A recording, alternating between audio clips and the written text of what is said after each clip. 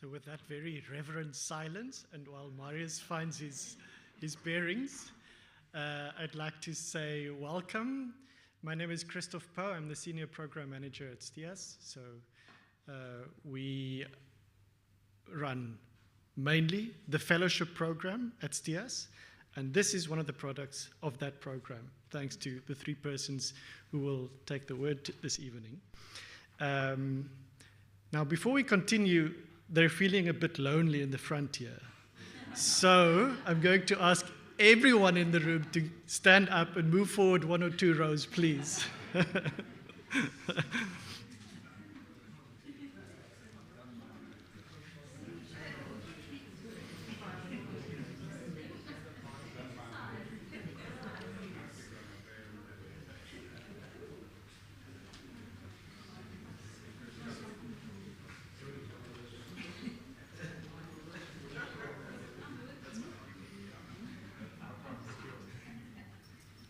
Thank you, much better. So, like I said, I'm Christoph Poe. I'm at STIAS. I'm standing in for our director, Professor Edward Chirimira. He had an unexpected but very important family matter to attend to, and so he sends his sincere apologies and regards and congratulations for the launch of this book. My job is to introduce our discussant for the evening, and she will take it further.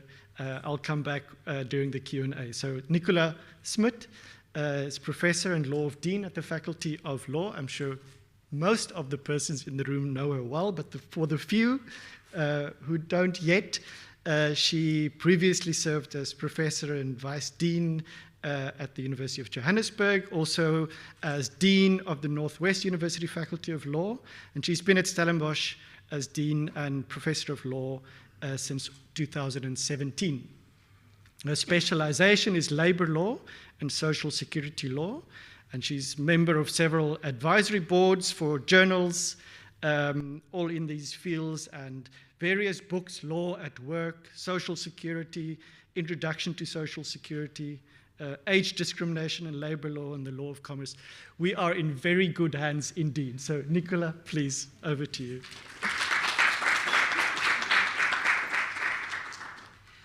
Good evening, everyone. It's really a pleasure to see all of you here. I think we have a very good turnout for a Woordfeest week. I also want to congratulate you for fighting the traffic to get here on time. We have a wonderful evening ahead of us. We have a very special book that will be launched, and it's my pleasure and a privilege to introduce the 3 co-editors to you very briefly, because they are also very, very well known in these circles. And then we will have a very short presentation from each of the 3, whereafter I will have about 10 minutes that I will say a few thoughts or comments, and hopefully we will have some time for questions and answers if there's an opportunity. I'm not sure, Christoph, how our time will go. So we are talking about migration vulnerability, access to social protection for select migrant categories. That's the publication that's being launched tonight. It's part of a STIAS project. And the 3 co-editors you see in front of you, Avinash, Evance, and Marius. Thank you for bringing us together tonight with this work. I'm going to say something in alphabetical order. Avinash, of course, you know him as a former scholar, an academic, labor law academic, and also a fellow dean previously, but more recently and currently, he is actually now a judge of the High Court of South Africa. But luckily for us, he remains an honorary professor, and he's still very much involved in academia. I want to say that Avinash is a very good time manager. I'm always amazed with what he manages to fit in, and I think this publication is just another example of being able to do that while being on the bench. What do one say about Evance Kalula? I don't think I have to say much. Perhaps I will just say that Evance is the chairperson of the ILO Committee on Freedom of Association. I think that says everything about the stature and the recognition that's afforded to Evance in this field. But I do want to add that Evance is a very special human being as well, which I think is extremely important as well. As far as Marius is concerned, Marius and I go a long way back. Marius actually is my doctoral promoter, and perhaps I can add that Evance was my inaugural respondent, so it's really special for me to be here tonight with the two of them. Marius holds various ad hoc positions academically with a variety of universities, including South African universities, like Nelson Mandela University. And he has been specializing in advising on social security, social protection, and labor law to various institutions on a global level. And everybody who knows Marius will know that he's a person who never has a shortage of ideas. But it's also important to bring ideas to fulfillment. And Marius, I think we see also being here tonight that this project is also an example of a very nice project that was conceptualized and brought to fruition so that we can all have the benefits of that labor. I want to suggest that we proceed immediately. Have you decided on an order? Who will go first? Marius? And then we also have to decide, do you prefer to stay seated or would you like to come up here? What would you prefer? For the recording, is it best to be up there? Is it fine? All right. Can I just? Okay, I think I'll keep sitting then. Thank you, Nicola, also for the introduction of all of us. Let me just make a few general remarks, colleagues, about the publication. This has been some years in the making. It started off even before COVID-19 when the three of us, the editors, came to STIAS in a first stint of being research fellows here. We put together a team of many experienced researchers. And then COVID-19, of course, came, and at the end of COVID-19, we came back for a follow-up period of residence here, which this is a very special place for those of you who know STIAS. Can recommend this unreservedly to anybody to apply to come and work here. So they approved this project as a team project, and it took a while for us, of course, to have all the contributions generated, so to say. As you might have seen, the publication focuses on 3 select migrant categories and their vulnerability in migration and social protection terms. It's about the availability, the adequacy, but also access to social protection. And these 3 groups, firstly, I'll deal with the climate change-induced migrants. Evance will talk about those in informal economy context. And the 3rd category would be the high-skilled migrants. For different reasons, they experience a range of vulnerabilities in social protection, as you will hear, and of course much more of that is in the book itself. I think we really need to express our sincere thanks to a number of institutions. Of course, firstly, STIAS, the director who can't be here today, Edward, Gramira, and then Christoph, and the wonderful staff, some of whom sit there in the back row. I see Nelmarie there, and others. It has really been a privilege to work with and under the, I wouldn't say under the auspices, within the framework of STIAS on this particular publication. African Sun Media, they are the back at the table with all the publications. Also Nicola for being discussed tonight. The very dear colleague who wrote forward for us, Professor Stein Kunde. And then, of course, the authors. I hope that some of them are available online. No, none of them could make it for this colloquium.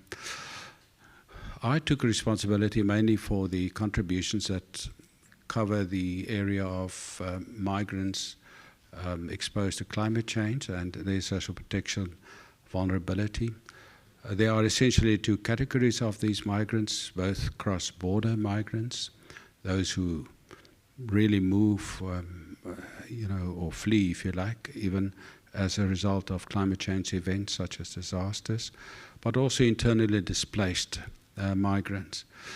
What we really have to understand is that there's a rapid growth in numerical terms of those who are so affected. If you were to read the latest IPCC report, Intergovernmental Panel on Climate Change, you will have noticed that the 22 figure for sub-Saharan Africa of those who are affected by climate change and then move as a result thereof are 3 times, that figure is 3 times the figure of 2021.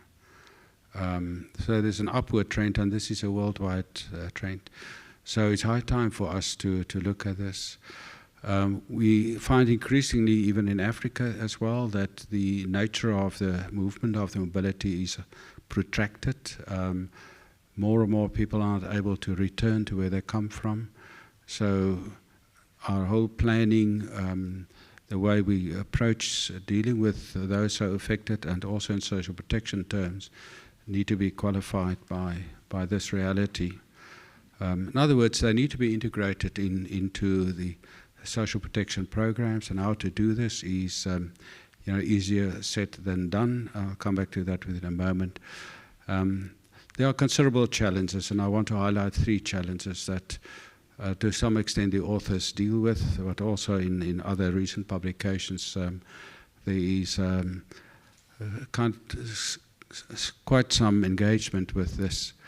I think the first issue, and this is critically important, is that we have seen the social protection-oriented responses thus far, whether it's cross-border displacement as a result of climate change or internal, to be kind of restricted mostly to short-term assistance, humanitarian assistance in particular, social assistance if you like, but with very limited government involvement. It's mostly the UN and other organizations that become involved, and that's part of the problem. So in any event, in essence, there's a need to move from a humanitarian assistance approach to a developmental approach.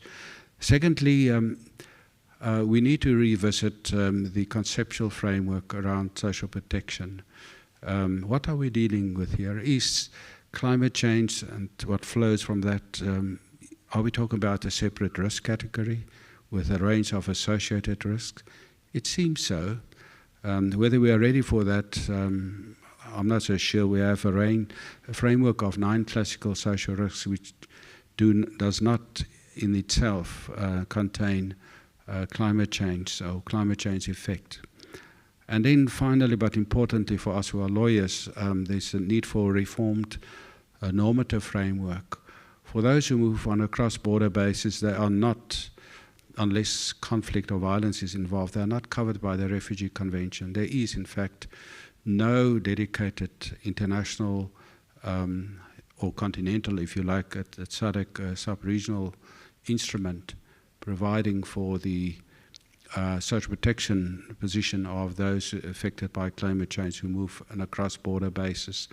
There are other interesting developments using other human rights or fundamental rights perspectives, but the essence is, as I've said, even worse so is a position for those who move internally. There is no dedicated instrument in the world, with the limited exception of the African Kampala Convention.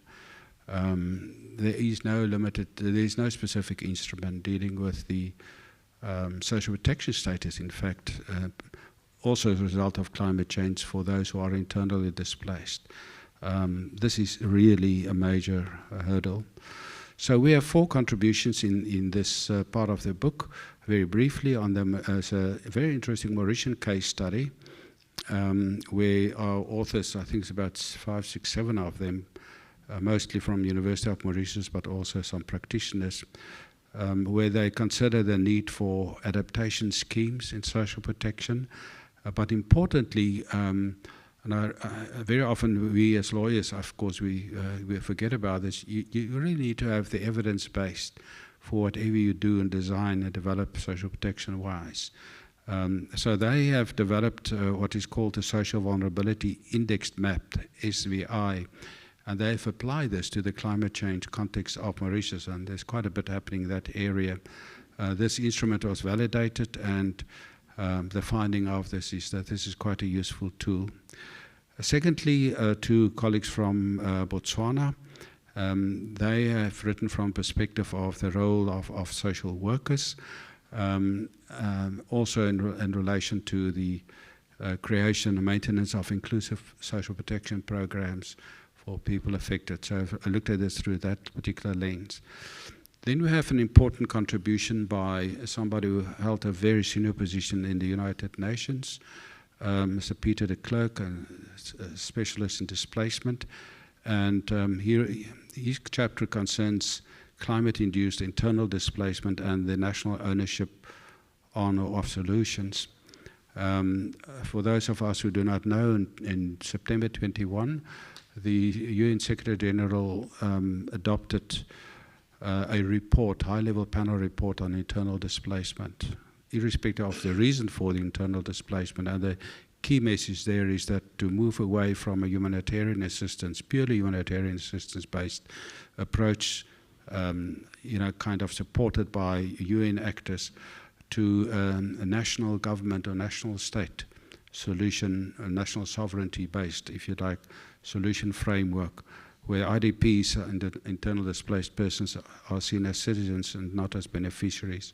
A major shift as far as that is regarded. Then we have a final contribution by Dr. Mildred Mushunye on gendered impact of migration within the agricultural context, linking this to climate change, considering the intersection of gender, migration, and agriculture, particularly the role of women as they are then being affected by the migration phenomenon, and to what extent that may or may not result in a change of responsibilities and burdens borne by women. Will this, she asked, result in a sustained gender equilibrium? Well, she says it is necessary to consider the inequalities underlying the differences in migration behavior of men and women, also in relation to social protection. So very briefly, that is where we come from. Over to Avinash. Gentlemen, thank you very much for attending. It has been such a thrill being part of this project, to be with Marius and Evance and work on a shared labor of love in the surrounds of Stellenbosch and STIAS has been absolutely fantastic. It was a very, very enriching time, I think, well, certainly in my life. Very, very grateful for the opportunity to have worked with both of them on such a project over such a lengthy period of time. And it's great that you've all managed to attend this evening. Nicola, thank you very much for the kind introduction. Christoph, thank you very much for hosting the project and actually in your own way for holding it throughout the number of years now, in fact, and our various visits. That was really important to us, and then of course to the publishers. And it's so nice to see some distinguished professors in the audience, some students and some old friends as well, some of whom have traveled, so thank you very much for being here. Just a few remarks from my side. Often skilled professionals are overlooked when one considers a category of vulnerability. Many of those who migrate do so on a short-term basis, those with high skills, and they're not classified as workers or employees, and as a result fall outside of the mainline international and regional labour and social protection instruments. So from a GATS for mobility of labour, including the mobility of skilled professional, there have been stiff barriers that have come up. I mentioned matters such as visa formalities, prohibitions and quotas, wage parity conditions. So paying the same amount to nationals as opposed to foreigners has become a disincentive to migration. Discriminatory treatment, non-recognition of professional qualifications, burdensome licensing requirements in some instances, dissatisfaction on the part of unions, and sometimes also negative stances on the parts of countries of origin who are concerned about a brain drain effect. So migrant workers might frequently pay into a social security system in the destination country, knowing very well that they're never going to be entitled to claim any of the benefits. So if one thinks of an Indian software engineer who works in the US, might contribute for a number of years, but in terms of the provisions there, you're not going to be able to benefit unless you remain in the US for a period of 10 years. To make matters worse, you continue contributing in your home country, never going to get any benefits there, effectively subjecting yourself to a double taxation of sorts. So ultimately, there's a life cycle also when it comes to skilled professionals, and the social security position of this category will depend on whether or not or which stage of the life cycle are they in. Are they in the country of origin? Are they in transit?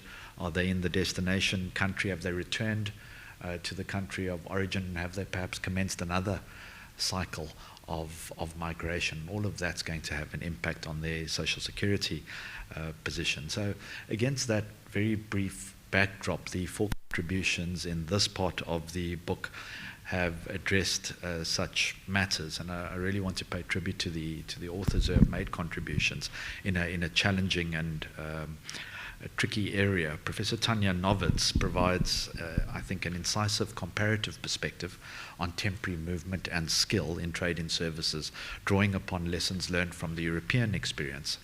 Prof. Novitz tracks the aftermath of the EU focus on posting of workers by service providers, including developments pertaining to the WTO and free trade agreements, highlighting failures of the current regulatory framework. The benefits of social regionalism are explored in her paper, together with the potential for expanding the African Continental Free Trade Agreement Protocol on Trade and Services with Pan-African free movement regimes. And I think it's the juxtaposition of the European perspective with developments in Africa that provide a rich food for those that might be interested in exploring new research in this area.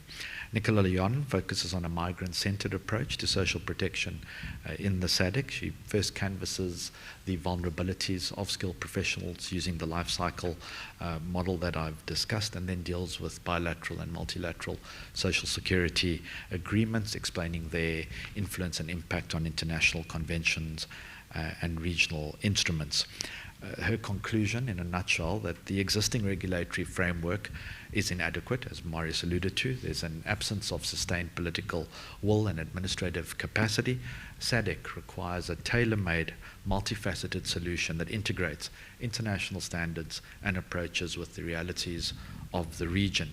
And what she's after is the balancing of the financial gain, which underpins a lot of the employment and work opportunities in this area, with social security benefits for highly skilled migrants. Motepa Ndumo and Professor Mtindekwe Mahango consider the regulation and withdrawal of pension and death benefits from pension funds as a social protection mechanism for migrant professionals in SADC.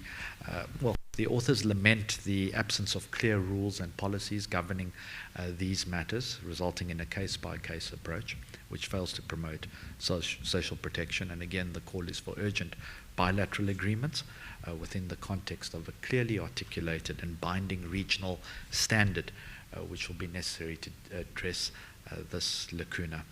For example, what is the portability arrangements if a member who has been contributing, a high-skilled professional member of a pension fund, dies during migration or reintegration? And finally, Theodore Kamwimbi offers an assessment of skilled migrants' access to social protection in the SADC region. The chapter adopts a rights-based perspective in addressing skilled migrants' access to social protection in selected SADC countries, Botswana, the DRC, Mauritius, and South Africa, and assesses the extent to which the selected countries implement and comply with international instruments and standards. Let me hand over to Evance. Thank you, Judge. Good evening, friends and colleagues. I am the supporting act and the cheerleader more than anything else. That's my specialty. Just to say thank you very much to STIAS, first of all, for giving us this opportunity for the three of us to be fellows and coordinate and see through this project. It has been a wonderful experience. And as Marius said, COVID notwithstanding, I think we saw it through. And what we have in front of us, I think, is, I think, a very broad and deep reflections, I think, in various ways. In that respect, I think, it cannot be overemphasized that this is not a lawyer's book. Even though the three of us are lawyers, the majority of the contributors here are not lawyers at all. We even have some economists and one or two sociologists of sorts. So, and that, I think, defines what migration and social protection are about. But before I look at the contributions in my section, I just wanted to extend further my appreciation, first of all, to the Dean and for the taking time out. She's very, very busy. I don't know how she does it, but anyway, she's been doing it for quite some time now.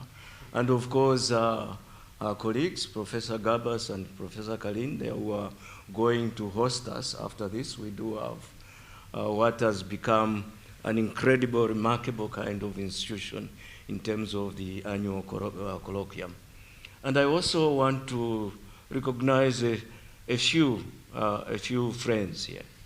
And the people, I think, that for the last 33 years, I think I've defined, my path as sort of fellow travelers. Of course, the first is Danny Fisa here, a colleague and friend. And I might say, he was also my line manager at some point. We go back a long way. And then, of course, there's the person I succeeded in the labor law unit. Professor Darcy Dutoy is among us. He's and he's a legend in terms of labor law. We have, of course, what I consider the best scholar on the informal sector, and that is Professor, Elmarie Free. And we have in the Professor Karin, what's that? An incredible kind of social protection scholar from the UWC. So I feel blessed and honored to be part of this company and to have this opportunity. My section, it turns out, and as I keep saying, this defines migration and social protection, turns out to be to have 6 authors, the biggest part in this. And that's not by accident. The informal economy is a defining sector of our time, which I think it defines in more ways than one what the challenges, if I may use that word. I don't, in fact, we were talking about it with my wife. I don't really like that word. It defines what's happening in what is referred to now as a global polycrisis. And that is a crisis that is failing to contain the changes, not only in the world of work, but socially as well. And the informal economy are the most marginalized, and they spill over. Never mind they spill over in terms of they are victims of climate change. They are victims of even labor law. I mean, I'm not an employee of the ILO, but in the ILO now, we are just trying to come to grips with what labor law and our claims to social justice and freedom of association really means in a changed environment. The ILO, as many of you, labor lawyers here will know, but even I dare say Professor Fisa, who probably have a sense of it as an expert in enrichment, is that we are concerned with the traditional formal sector of what the world was. At the creation of the ILO and the founding of the social mandate of the institution, it was a time of very sort of unusual multilateral consensus. And what they had there after the First World War was a vision that said, we are going to ensure peace through social justice. In fact, the narrative then was that the German war probably would not have happened if there wasn't so much social inequity and but that's what guided it. And the basis of that coincided with the first industrial revolution. In fact, on the Committee on Freedom of Association, when I'm facilitating the debates, I sometimes remind employers that in fact it was the employers, the enlightened employers, who pushed, apart from, of course, the political heavyweights, the US, the UK and France, who actually pushed for this social mandate. For them, okay, there was an element of saying, leveling the ground in terms of competition, but they realized that without social justice, peace would not prevail. It would not last for long. As it happens, that vision, despite of that multilateral consensus, exploded again. I mean, the reasons for that into the Second World War. The reasons for that, I think, are many. And in fact, part of it, I think, which has been documented by scholars, is that was a victor's sort of settlement. The imposition of the terms of that settlement on Germany helped to create yet another kind of social injustice. And so it went on. And what I'm trying to say is that the basis of that was, after the Second World War, European reconstruction based on increasing factories and industries and so forth. So that was the basis of it, and collective bargaining and other aspects of labor law protection were based on that, including, incidentally, social protection, which came later. If you start with Convention 102, it was so restricted, and in fact, we and I'm referring to Professor Marius Olivier here, we have taken issue in various places about the restrictive nature of that social protection, which is based on 9 risks, which reflected a formal economy, a working force without the informal economy. Yeah, years later, 100 years later, because that's what it has been since then, come changes in the workplace. Factories, big employers are no longer the issue. Inequity increases, poverty increases, and guess who sort of has got to survive is the informal economy. Not that they are not working, they are eking out whatever they can, but completely marginalized, not only in terms of your traditional labor rights, but also in terms of social protection. You have heard from my colleagues how that has happened. And even, people, as Avinash pointed out, who you assume, these are high-powered consultants all over the place, and you assume they are secure. They are not, because what they do is that they live their lives. There is no assurance either from the sending countries or the institutions. They are excluded completely. So the issue of social protection is not a lawyer's issue. It's a reflection of what social justice should be about across borders. And so if you look at I'm not going to summarize them, except to mention them, if you look at the contributions on the informal sector, what we have here, and I must again hasten to add that the majority of these contributors are not lawyers. We have got 2 economists, in fact 3 economists, who are looking at the informal economy within looking at the social protection coverage within and without, cross-border, and so forth, and an interesting kind of case study which has looked at migration to Cape Town, particularly the author, as it happens, she got a PhD on from looking at the Italian migrants in Cape Town and how they fared. And so what we have here is a collection of 6 contributions that reflect various aspects of the vulnerability of informal sector, informal economy workers. And lastly, just to say, in appreciation of our coordinator, coordinating editor, Marius Olivier. I always embarrass him, but I can't help it. Marius Olivier and I go back a long way. I always sort of tease him that I'm a disciple more than anything else.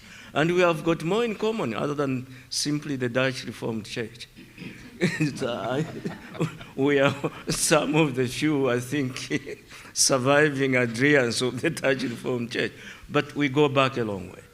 This man, in terms of what he has done and what he continues to do, I've never come across any African scholar who is as committed to Africa, not only in labor law, but in social protection. So I want to pay him this tribute, knowing, and Marius, I must tell you, I'm on the way up. We may never have another chance to collaborate the way we have collaborated on that. So for me, these 2 colleagues, they were just, it's amazing.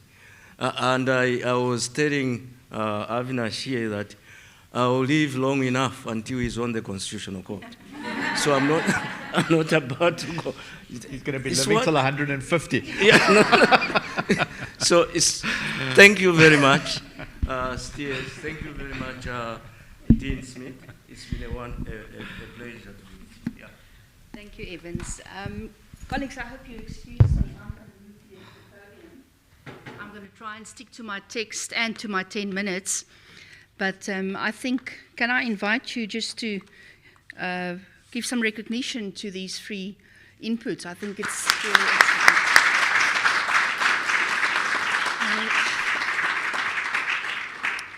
So what I want to try and do is just to get the conversation going. So I'm going to take a step back, make some more general observations, and then try to bring it back to the book again. This is a very important book, so I'm very pleased that we are able to do this. I read in this last week that the Organization on Migration estimates that more than 3.6% of the world's population are migrant. And that if migrants were given their own geographic enclave, they would make up the 5th largest country on Earth. So this is according to the IOM, and they also refer to approximately 169 million migrant workers currently in play. Now, these people are living in every part of the globe, including the Southern Africa region and South Africa. And it is safe to say that the scale of modern-day movement of persons across international borders, whether voluntary or forced, permanent or temporary, is clearly vast. And because people move for a variety of reasons, including education, visits, reunions, fleeing persecution, climate change, it's very difficult often to describe set patterns and therefore also to make policies that are responsive to all the different possibilities. However, the 2030 Agenda for Sustainable Development recognizes that migration is a powerful driver of sustainable development for migrants and their communities because it brings significant benefits in the forms of skills, strengthening the labor force, investment, cultural diversity, and it contributes to improving the lives of communities. And sometimes, as we know, there's also a lot of transfer of skills and financial resources. As highlighted by the editors, special emphasis was placed on certain categories of workers in this book, namely skilled professionals, migrants in the informal economy, and then, as Marius discussed, migrants exposed to climate or environmental change. In different areas of the world, this focus may, of course, differ. For example, in the EU, the focus is often on seasonal work, temporary agency workers, and posted workers from third countries. But I think the one thing that we all acknowledge, and which is also so evident from the title of this work, is that in comparison with the local workforce, migrant workers often find themselves in a much more vulnerable position for a variety of reasons, but quite often simply because the dependence of their labour market status is so closely connected to their immigration status. So it has been recognised that it's very important to explore the pathways available to migrant workers with regard to entry, stay, leave, and then importantly, general working conditions and social protection available. Marius, Avinash, and Evance, with their contributors, have done an excellent job in considering the availability, adequacy, and access to particularly social protection for these selected vulnerable migrant groups. Now, I would like to make two very general remarks underlying the importance of this publication, and then I want to follow that by admittedly some very random comments regarding the contents of the book. Now, firstly, Hugh Collins, Gillian Lester, and Virginia Montevallo, writing on legal construction of structures of exploitation in 2018 in the collection titled Philosophical Foundations of Labour Law, argue that the prevailing understanding of workers' exploitation in law and policy is unjustifiably narrow, and that the concept should not be confined to slavery, servitude, forced and compulsory labour, and nor should it be linked to criminalisation alone.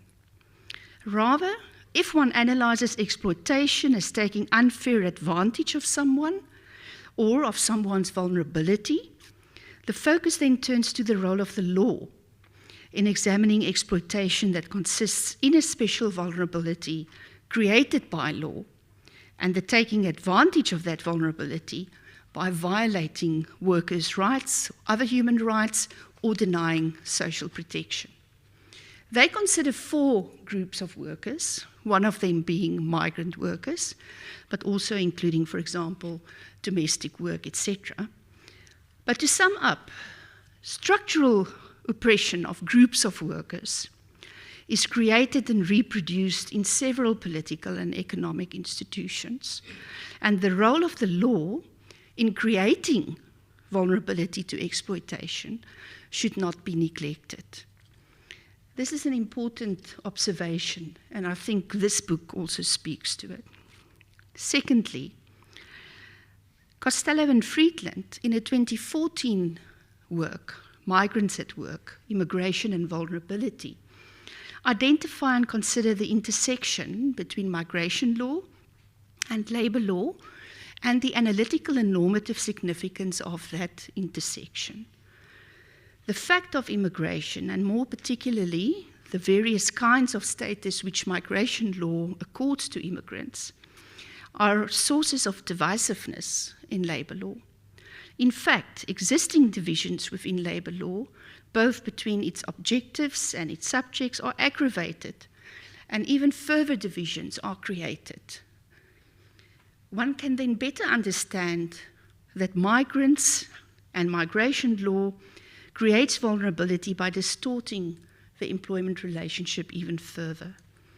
In other words, increasing the dependency between the worker and employer and intensifying the precariousness of that relationship. If one understands and accepts that, then the unresolved tension between the objectives of expanding employers' access to migrant workers while protecting the employment prospects and conditions of local workers and acknowledging the importance of migration for the life chances and in some instances even the survival of migrants are better appreciated. So regulatory strategies must be crafted, in the words of Friedman, to overcome these tensions and heal these divisions. I think you will agree with me that this would require a multidisciplinary approach. And I think it's really commendable that we have a publication here that sets out to do exactly that. Now, the scope of people affected by the migration phenomenon, as well as the complex nature of the intersectional realities, therefore call for focused attention, and I think that underlines the relevance, timeliness, and significance of this book. So allow me to make only a few very brief observations or comments regarding some of the content or the chapters from the book. I want to start off by saying that it was for me very noticeable that this publication adopts the conceptual notion of social protection as derived from African Union and SADC instruments and documents. That's the starting point conceptually. Social protection thus refers to social security measures and other measures to enhance human welfare and further income security. It is theorized that embedded in this concept is the need to ensure a minimum essential level of social protection to all individuals and their families that will, and I quote, enable them to acquire at least essential health care, basic shelter, housing, water and sanitation, foodstuffs, and the most basic forms of education consistent with human life, security, and dignity. All right, so a very African-centered conceptual framework. As far as the category of social protection of skilled professionals is concerned, the publication identifies 4 components to social protection for this group and also explain why each component is important. I won't go into the details because we do not have time, but the publication emphasizes that the social security implication of the GATS framework, also in terms of portability, of social security benefits and coordination of social security, have not been fully appreciated. And it emphasizes the large scope left to WTO member states to stipulate commitments and that these exemptions cannot be ignored. In the African context, free movement rights, linked to entitlements such as Article 12 of the African Charter on Human and People Rights, namely the right to move within a state, etc., are always the starting point for most of the discussions. And the writers show that states in Africa and in Asia have agreed to adopt individually, at bilateral or regional levels, those measures necessary to progressively achieve the free movement of persons, and quite often also of workers specifically. Of particular relevance, the continental level protocol provides for the implementation of free movement of persons, right of residence, right of establishment, and reference is also made in some discussions provided on the AU's revised migration policy framework for Africa and its plan of action, both which were adopted in 2018. Free movement is qualified by the general requirement that the right of a non-national under the African Protocol has to be exercised with due regard to the laws and procedures of the host member state. It is therefore submitted, and I would also say aligned with the view of Collins et al., that limited permission to enter a country to work, usually linked to the employer as a service provider and solely on a temporary basis, alongside skills-based criteria, leads to the systematic disadvantage of a significant group of migrant workers, and indeed the countries from which they come. So then there's, of course, reference to the protocol on the free movement of persons, etc. There's reference made to the lack of political will in some instances. But all in all, a very enlightening and I think very helpful explanation and analysis of the current regime. Concerning the second category, namely migrants in the informal economy, the key matter addressed pertains to the availability, adequacy, and access to social protections of these migrants, with specific reference to migrants who move in an informal work capacity. For example, as mentioned, informal cross-border traders. and then, of course, those workers who become part of the informal economy in the country or the area of destination. We know that this group of workers are of particular concern from a regional perspective. And I must say that I was struck when I read again that informal employment constitutes as high as 90% of employment in several African countries, including some SADC countries. And then, of course, we also have to keep in consideration that the migration experience often leaves affected women in SADC severely disadvantaged. Now, although the publication mentions several innovative attempts in national and host countries, especially in recent years, to improve social protection for informal economy workers, and Olivier has done a lot of work on this, including new conceptual approaches, a range of institutional initiatives, and strengthened voice and representation modalities, the conclusion is that currently a consistent and systematic approach to ensure appropriate social protection coverage is still generally lacking in Africa, and also particularly in Southern Africa. Then finally, a few words on migrants exposed to climate or environmental change. Now, this book shows us very clearly that the phenomenon of persons exposed to climate or environmental change has become a particular characteristic of in-country and cross-border deprivation. In fact, it's described as deprivation, displacement, and mobility in the whole of the global south. It provides evidence of internal displacement at an all-time high scale.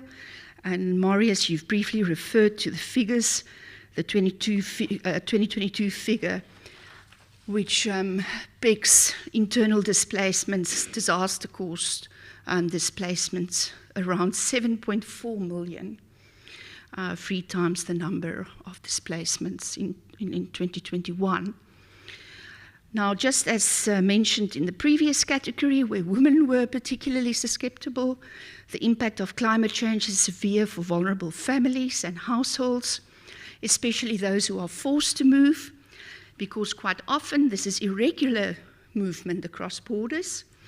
It's quite often due to sudden changes and calamities, and therefore the affected often ends up in the labour market, so that you have this intersectional perspective once again. A clear case is made for the need to integrate climate adaptation into social protection programs, and it is shown that this is highly feasible and that it increases resilience to climate change, especially when supported by basic services and infrastructure. But perhaps just as importantly, it's also shown that safety nets, social safety nets that support climate change adaptation, have strong co-benefits with developmental goals, such as education, poverty alleviation, gender inclusion, and of course, food security. So, colleagues, friends, from my perspective, even on a first, admittedly hasty reading of the book, this is a very important contribution. And I think everyone involved, both authors and editors, should feel really proud that this resource is now available for academics, for researchers, and importantly also for policymakers. I trust that this book will be widely distributed and utilized. I know that we will definitely be acquiring a copy for our library. Christoph, thank you for STIAS' support of these projects, for bringing these people together, for giving us the opportunity to benefit from their wisdom and insights. And on that note, I think we do have some time for discussion, and I trust that it will be a lively discussion having regard of the scope and the nature of the vulnerabilities that we are facing. Thank you.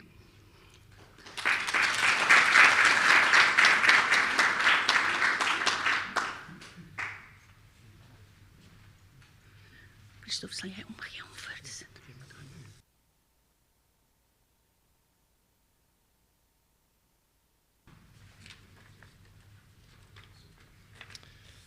Thank you, Nicola. Thank you to Marius, to Avinash, to Evance, for presenting this really wonderful and important work. Nicola is going to be with us for a few more minutes, and then will have to excuse herself, which we understand it is for a celebration of the Templeton Award that had been made to a colleague at the university, Phumla Madikizela, Gobodo Madikizela. I will conduct a short Q&A, 15, 20 minutes or so, and then after that, I can see behind you a sumptuous reception that awaits us. Sorry, Nicola, that you'll miss that. So I propose that we take perhaps 3 questions, and then we invite the editors to respond to those 3, and we'll see whether we have time for perhaps another round, or whether we feel that's been a good conversation at that point. So any questions from the room here? I should acknowledge before we do that the persons who joined us online. Thank you very much for being there or here in virtual presence. If any of you have any questions, please use the chat function. We won't be able to take any questions from the online participants, but we can collect your comments and make sure that they reach the speakers. So I'll open the floor. I see Duncan, one of our fellows. Any person yet after him? Dani? We'll take those 2, and we'll see who's next. Right. Thank you very much to the speakers. I look forward to getting and reading a copy of the book. I wondered, though, if there isn't an underlying tension here between social protection systems, which are organized, as far as I'm aware, almost exclusively on a national basis anywhere in the world, and a labor market over the last 30, 40 years, which is increasingly based on regular migration and long-distance migration, and whether these 2 things are simply incompatible, and whether this requires a rethinking of social protection. Perhaps this is what you do in the book. I don't wish to anticipate in that sense. Thank you, Duncan. I'll give the authors an opportunity to reflect on that while we bring the microphone to Dani for the second contribution.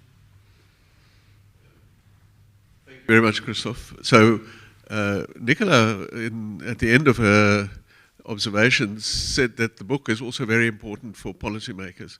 And I think that is something really, really important. So my simple question is just, do you actually have a strategy to get what is in the book out there to the people who can make a difference?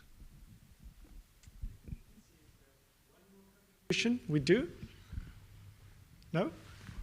We have Lay at the back, and we'll come to you as well. Thank you very much. Unfortunately, I didn't have, or I have not yet had the chance to read the book, but the conversation already put us on the right track. My question is the following. As you know, in the late 1970s, the economist Bagwadi was encouraging states to tax, to levy tax for countries where migrants were coming from, and especially those we used to call here the actors of the brain drain. So this policy has never been implemented, and I'm wondering, on the basis of the information available today and your knowledge of the circulation of brains, what type of policy could we put in place today in order to at least mitigate the loss that states, mostly third world countries, have incurred recently? Thank you. Okay, thank you, Lay. I'm wondering whether you have the capacity, memory, etc., to take one more question and then respond to 4 questions. So right in the front here, we might have the microphone. Thank you. Yes. Thank you very much for your insightful and informative presentations.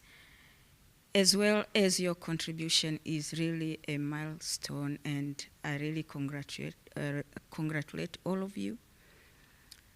Yeah, my questions were two, but one has been already touched on with the previous speaker about the policies. But the second one is whether you are also thinking of other aspects of migration, for example, the forced migration which can lead to statelessness. Yeah, thank you.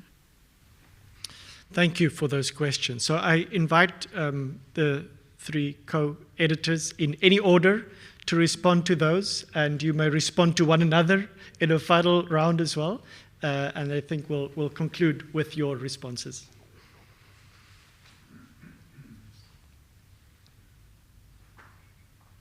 Can you hear me? Yeah, okay. Thank you. I'll look at the first two questions. I think I'll leave the third and fourth difficult question to my very learned colleagues here. Not that the first questions were not difficult, they are as well. I'm actually going to start with Dani's question on the policymakers and the strategy. Thank you. This is critically important. I mean, for myself, for a number of years now, I work in both the academic and in the policy space. And I really can see the need for an interactive and integrated approach, which unfortunately is very often not there. And it's so difficult to persuade both sides to really focus on that, but that's now a separate issue. As far as the book is concerned, yes, Dani, we have invited quite a number of international organizations. I believe some of them are actually online, working in this particular space, IAM, UNDP, ILO, SADC, etc. The national government, I believe, they're extremely busy. Our task will probably be to go to the Department of Social Development and the Department of Labor. Our contacts there, but certainly I've been actually thinking of this today. This is the next step that we have to take. South Africa has finalized a new labour migration policy that addresses some of these issues, and there's a draft legislation which is in the making to deal with this. So I think it's actually high time, but I appreciate very much your comment. This is a general thing that we need to do, is to reach out to the policy makers and implementers, whether at the national level or regional, continental, or even global. Not easy, but Duncan, it's a very, very interesting question. If you talk about social protection and migration, of course, there are a number of responses. I mean, we know that the best response to dealing with the plight of migrants in terms of social protection is a bilateral response or multilateral. So, and therefore, for good reason, the issue of multilateral agreements and even multilateral agreements that issue is being promoted worldwide by a number of organizations. I mean, if you were to look at the GCM, the Global Compact on Migration of 2018, the most recent main document in the world, even though it's not binding, it actually talks this language as well. That's the first response. And the problem with that, of course, is that there are many problems. The one is that in our part of the world, there are very, very few bilateral social security agreements, but there are quite a number of bilateral labor agreements. And the fortunate thing there is that we have seen both in Africa as a continent and globally the UN, from both these perspectives, we have recently in 2022 we have seen two new documents, instruments if you like, non-binding instruments, on how to strengthen the social protection component or context of migration in the context of bilateral labor agreements. It makes for very, very good reading, and one of the things that we're trying to do is to promote this. That's my first remark. My multilateral agreement, we have in Africa only currently one multilateral agreement for social protection, social security, that's ECOWAS. In SADC there is a promoter framework, guidelines, portability of social protection that has been developed, but we're far from a bilateral agreement. The next possible bet would actually be East Africa, that has very strong free movement framework. And by the way, this is part of the problem that Nicola said much about the free movement regimes. There are many of them in Africa. The problem is that with a few exceptions, ECOWAS being one, East Africa not being another, we don't see the free movement regimes either having been adopted officially or being implemented. SADC is a good example. The 2005 free movement protocol is not yet formally in place. The 2018 African one that Nicola adopted, I think it's only 4 or 5 member states of Africa Union that have ratified this. And there is severe resistance from Southern Africa, in particular this country not excluded, against the 2018 protocol. So we have the strange dichotomy that in Africa, the African Free Trade, Continental Free Trade Agreement is being promoted even by our own president of this country, and rightly so. And yet, free movement to a very large extent, the exception maybe of West and East Africa, is purely lip service. It seems being paid to that. Then just another, we talked about some critical migrant categories. And if you think of climate change, yes, it's right to emphasize the national response framework for IDPs, as I've said. But the reality, of course, is that climate change, by its very nature, is a global, a regional phenomenon. It's not linked to or restricted to one country. So you need wider response framework financially as well. And without going into detail, we have a fascinating financial response framework already in the world, where climate change financing, not yet used for social protection, is available for climate change irrespective of the origin of the climate change event. So we have to reorientate or repurpose this also for social protection purposes. The final remark in this regard is that, and this is a really sad state of affairs, it goes beyond what we have discussed in the book, and that is that countries of destination increasingly do not bring their part as far as social protection for migrants is concerned. It started off with many of the GCC countries, Gulf Cooperation Council countries, but now it's all over the place. You know, there's so much nationalism, there's xenophobia, that you see increasingly that a restriction or reduction of social protection for migrant workers is taking place. That's outside the ILO normative framework, which proposes really countries of destination should bear the responsibility. So now we have seen other interesting responses, in addition to anything else I've said, and that is that, and it's not well documented, not in academic literature, it's well documented in practice, and brings us back to the policy framework, Don, is that countries of origin across the globe, but in particular in developing countries, Asia, Latin America has followed suit, and now Africa as well, has started to develop as countries of origin social protection responses for their own migrant workers abroad. There's a massive amount of that happening, to the extent that the African Union adopted guidelines in this regard in 2022.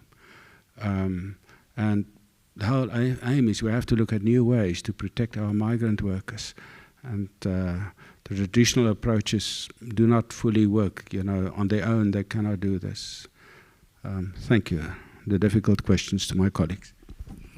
Thank you very much. I just want to add one thing on each of your questions, Duncan and Danny.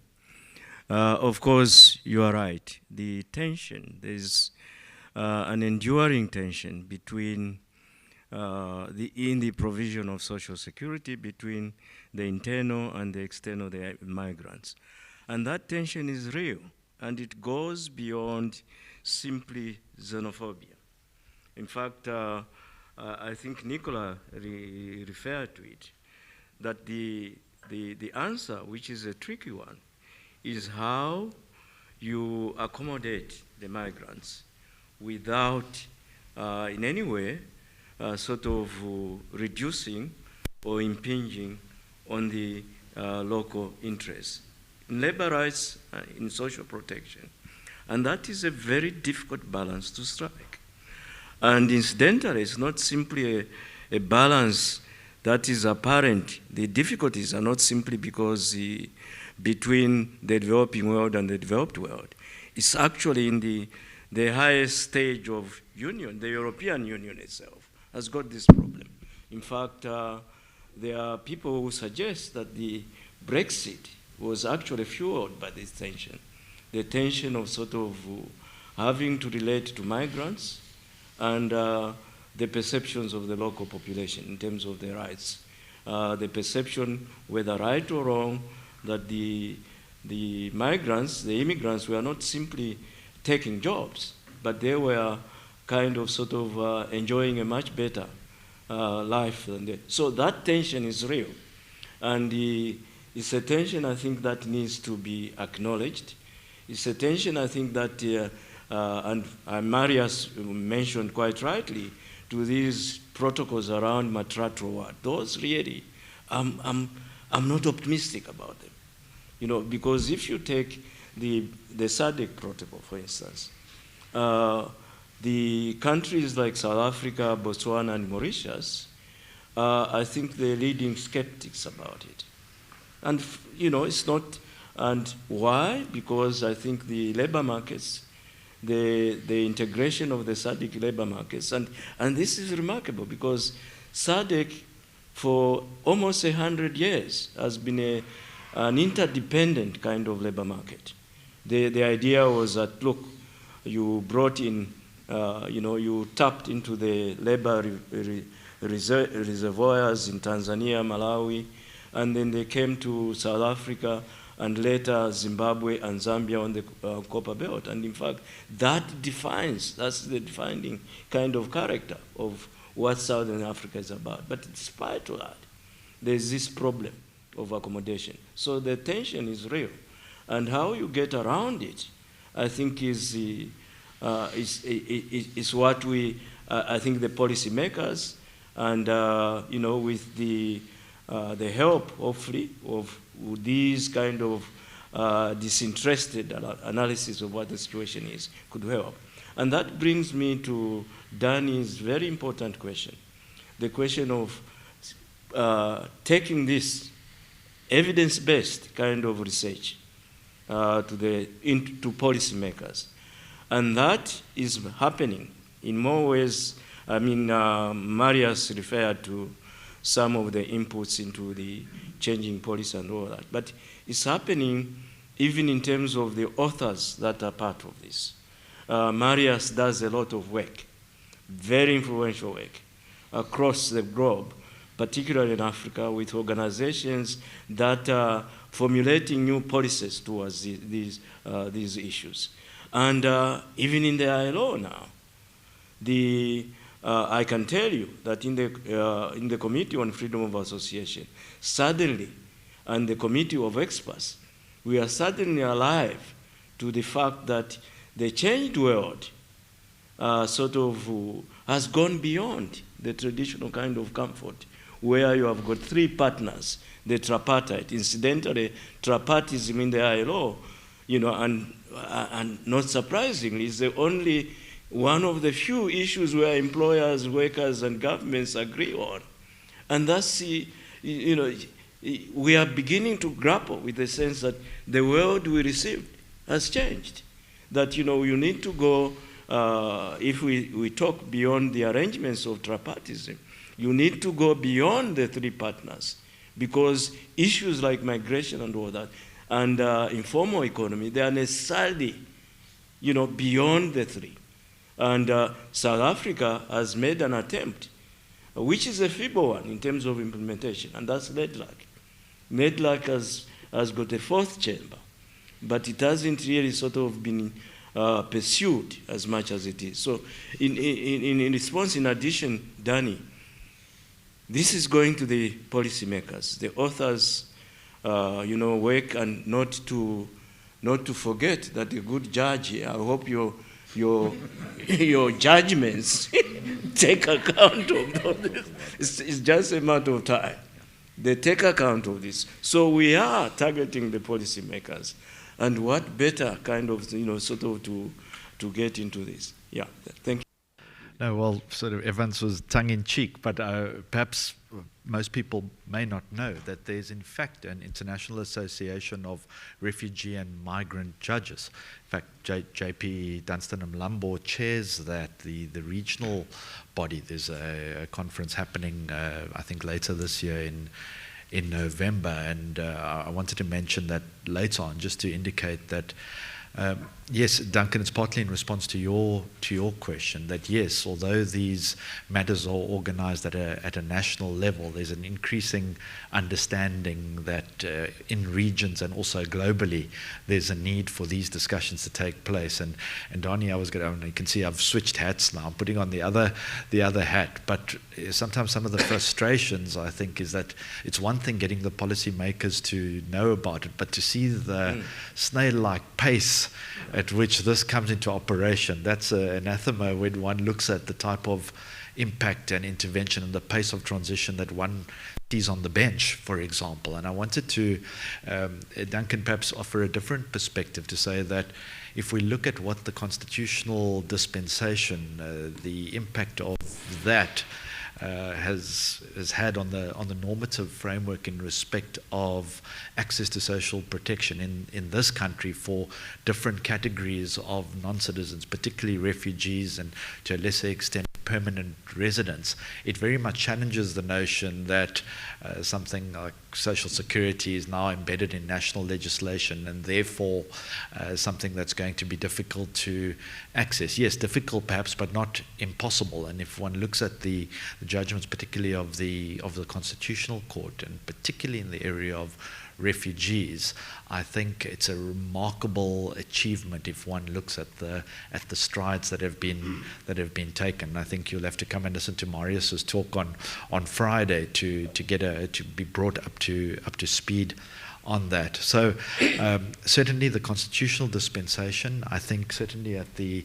judicial level, the fact that there are these regional engagements, I've got no idea what there isn't. It's a proper network now of judges. I think that's also an understanding that there needs to be consistency in the region and greater awareness. And perhaps some of those judges coming from countries that don't have the benefit, let's say, of such a progressive constitutional framework may, through their judgments, be able to influence policymakers in that area.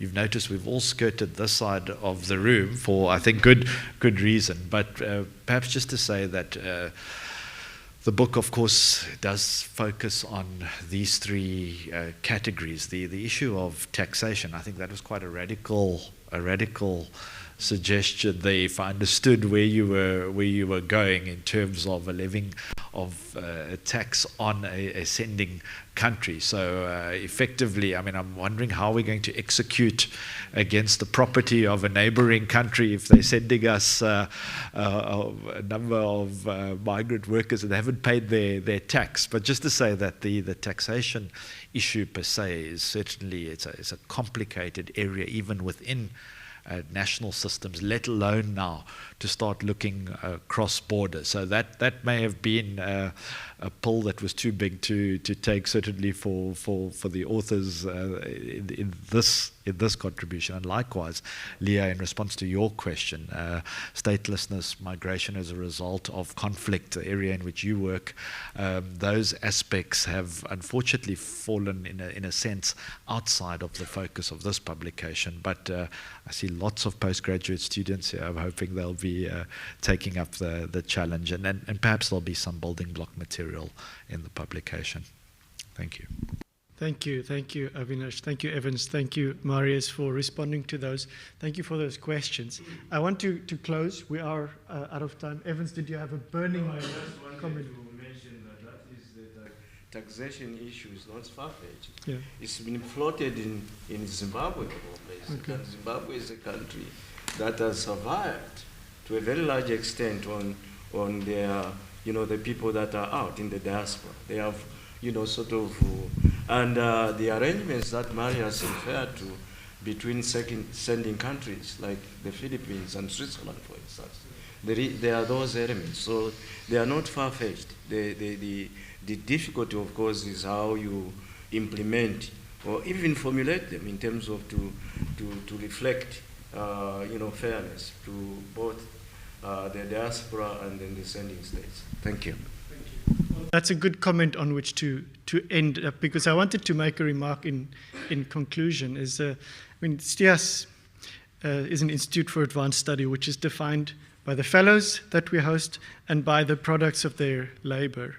And so this work, like others which follow from the work of fellows at STIAS, stand as kind of that product, but it's much more. It's really also a symbol of everything that went into its beginnings, its first conversations with Evance at the fireplace many, many years ago. And all the conversations that were had at that fireplace, at the coffee machine, at lunchtime, with the other fellows with whom they spent time as fellows in an interdisciplinary cohort. And it continues, because this book goes into the library. It remains there as a reference for others who will come and work on taxation. We have a team next year who will look at migration and technology. We'll have a different workshop, which is just at the very beginning stages now, also dealing with migration. We've had very many other applications to the STIAS program dealing with a range of matters around migration and labor. And it's a pleasure then to be able to refer fellows to previous work. So in a way, your presence at STIAS remains yours and that of your authors in the ongoing conversations that we have there. The book is for sale. It's also available as an ebook. So please make sure that you pick up a copy if you wanted to, and also may I just also remind the 3 editors to sign one of the books with your names, which will be the copy that goes into the library. So with that, let me just end by saying thank you for making us proud, for making STIAS what it should be. For this labor of love, and thank you to everyone here and online who joined us. Please stay and have something to drink and to eat together.